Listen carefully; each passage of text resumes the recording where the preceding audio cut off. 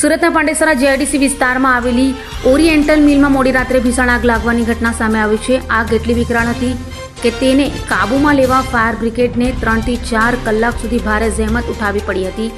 ઘટનામાં લાખો રૂપિયાનું નુકસાન થયાની આશંકા વ્યક્ત કરવામાં આવી રહી છે. સુરતના પાંડેસરા જેઆઈડીસી વિસ્તારમાં આવેલી ઓરિએન્ટલ મિલમાં મોડી રાત્રે અચાનક આગ ભભૂકી ઉઠી હતી. આગ લાગતા જ સમગ્ર વિસ્તારમાં અફરાતફરીનો માહોલ સર્જાયો હતો.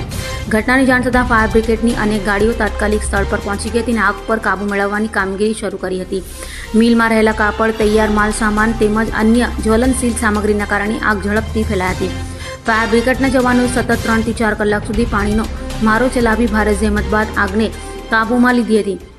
આગની ઘટનામાં કોઈ જાનહાનિ થઈ હોવાનું હાલ સુધી સામે આવ્યું નથી. જોકે કાપડ અને અન્ય સામગ્રી બળી જતા લાખો રૂપિયાનું નુકસાન થયાની આશંકા વ્યક્ત કરવામાં આવી રહી છે. આગ લાગવાનું ચોક્કસ કારણ હજુ જાણી શકાયું નથી અને ફાયર વિભાગ દ્વારા વધુ તપાસ હાથ ધરવામાં